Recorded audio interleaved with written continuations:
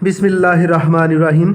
अस्सलाम वालेकुम स्टूडेंट्स, मैं मोहम्मद अब्बास अपने यूट्यूब चैनल मेहर अब्बास एजुकेशन ट्यूब मैथ के साथ और आपके लिए एक नई video physics 9th class unit number 4 इसका स्मार्ट सिलेबस का एक very important topic second condition of equilibrium उसकी वीडियो लेकर आपके लिए आया हूँ। तो वीडियो शुरू करने से पहले आपसे रिक्वेस्ट है कि मेरे चैनल को सब्सक्राइब ज़रूर करें, लाइक करें, वीडियो को शेयर भी करें और बेल आइकन को ज़रूर क्लिक करें ताकि आने वाली नई वीडियो का नोटिफिकेशन आपको मिल सके। तो चलते हैं हम अपने टॉपिक की तरफ, सेकंड कंडीशन ऑफ इक्विलिब्रियम। सामने आपको बनी हुई डायग्राम्स नज़र आ रही हैं। पहली डायग्राम पे गौर करें तो एक एप्पल है जिस पर दो फोर्सेस लग रही हैं। दोनों फोर्सेस F1 और F2 इक्वल फोर्सेस हैं। एप्पल पर एक ही पॉइंट पे लग रही हैं और उनकी लाइन ऑफ एक्शन भी सेम है, यानी एक ही लाइन में हैं, लेकिन हैं अपोजिट।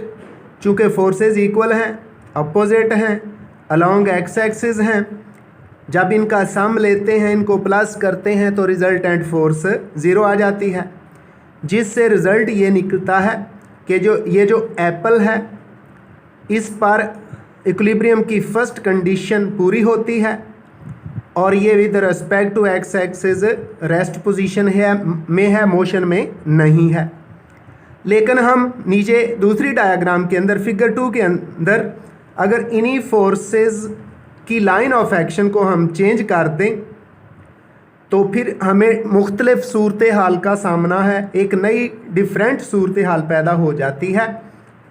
तो इसी पॉइंट पर जो सेंटर में है, एप्पल के सेंटर में है, उससे डिस्टेंस d पर दोनों जो इक्वल फोर्सेस हैं हमने उनकी लाइन ऑफ एक्शन चेंज कर दी। तो अब भी दोनों फोर्सेस अपोजिट डायरेक्शन में हैं, इक्वल हैं, एक दूसरे को कैंसिल कर देंगी और इक्विलिब्रियम की फर्स्ट कंडीशन पूरी होगी। लेकिन ये जो एप्पल है अब रेस्ट पोजीशन में नहीं रहता बल्कि रोटेशनल मोशन में आ जाता है। ये जो F1 है और F2 है, एप्पल के अंदर क्लॉकवाइज टार्क प्रोड्यूस करती हैं और उस टार्क की वजह से एप्पल के अंदर रोटेशनल मोशन पैदा हो जाती है।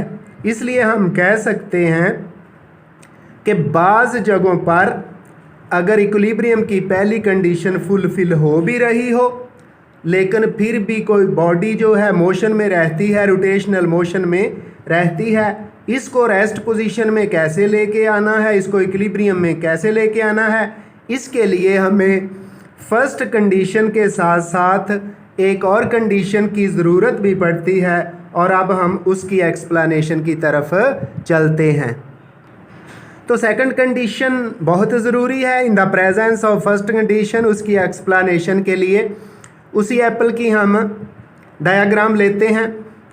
सेंटर O पर दो फोर्सेस लग रही हैं, सेंटर से डिस्टेंस d दोनों तरफ है, लेकिन अब हमने क्या किया है, जो दोनों फोर्सेस इक्वल हैं उनकी डायरेक्शन एक कर दी है। जो फोर्स F1 है F2 के इक्वल है, सेंटर O से डिस्टेंस इस फोर्स का d है और दूसरी तरफ भी d है।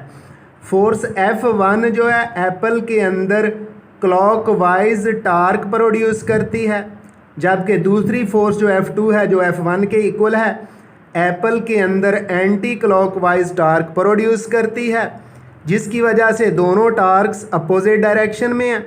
क्लॉकवाइज टार्क नेगेटिव होता है, एंटी क्लॉकवाइज टार्क पॉजिटिव होता है। फोर्सेस इक्वल हैं, परपेंडिकुलर डिस्टेंस इक्वल है, तो दोनों के टार्क्स भी इक्वल हैं लेकिन अपोजिट डायरेक्शन में एक दूसरे को कैंसिल कर देते हैं और ये एप्पल जो है ये रेस्ट पोजीशन में रहता है, इक्विलिब्रियम में रहता है। सो फ्रॉम दिस एग्जाम्पल या दिस फिगर हम ये रिज़ल्ट निकालते हैं कि अगर किसी जगह पर first condition of equilibrium fulfil भी हो रही हो तो फिर भी उसकी रोटेशनल मोशन को रोकने के लिए हमें सेकंड कंडीशन की ज़रूरत पड़ती है, यानी उस बॉडी पर जितने भी टार्क्स होते हैं उन टार्क्स का सम भी ज़ीरो होना चाहिए।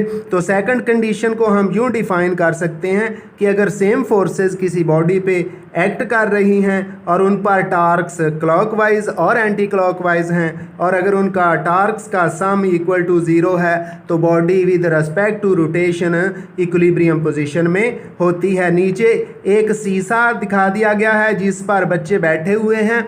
तो बच्चों के मासेज अगर इक्वल हैं, उनके डिस्टेंसेज इक्वल हैं, अगर मासेज मुख्तलिफ हैं और डिस्टेंसेज भी मुख्तलिफ होंगे तो जब हम क्लॉकवाइज और एंटी क्लॉकवाइज टार्क फाइंड करेंगे तो वो अगर वो ज़ीरो हो गया तो ये शीशा भी इक्विलिब्रियम पोजीशन में होगा।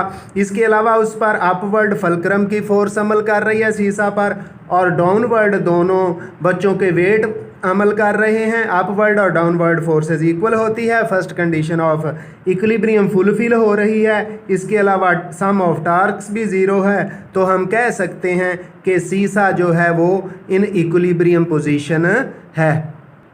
तो फिर इन एग्जाम्पल से, इन फिगर से हम रिजल्ट निकालते हैं कि सेकंड कंडीशन ऑफ इक्विलिब्रियम क्या है। The body will be in equilibrium if sum of torques acting on the body are zero, that is sigma tau is equal to zero, यानी जितने भी उस बॉडी पे टार्क्स होंगे फोर्सेस की वजह से अगर उनका सम ज़ीरो होगा तो बॉडी इक्विलिब्रियम की हालत में होगी और इसको इक्विलिब्रियम की सेकंड कंडीशन कहते हैं।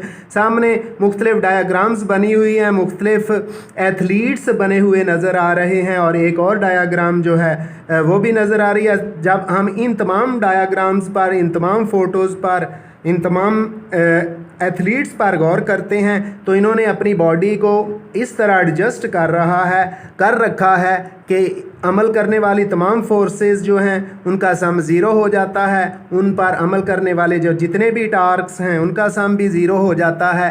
इसलिए ये जो एथलीट्स हैं जिस हालत में भी हैं बड़े इजी मूड में ये रेस्ट पोजीशन में, इक्विलिब्रियम पोजीशन में होते हैं क्योंकि रिजल्टेंट फोर्सेस ज़ीरो होती हैं और सम ऑफ टार्क्स ज़ीरो होता है। इसलिए हम कह सकते हैं कि ये जितने भी एथलीट्स हैं और जो दूसरी डायाग्राम बनी हुई है वो इक्विलिब्रियम की सेकंड कंडीशन को फुलफिल करते हैं और रेस्ट पोजीशन में मौजूद हैं। आइंदा मिलेंगे एक नई वीडियो के साथ। दुआओं में याद रखिएगा। अल्लाह हाफिज़।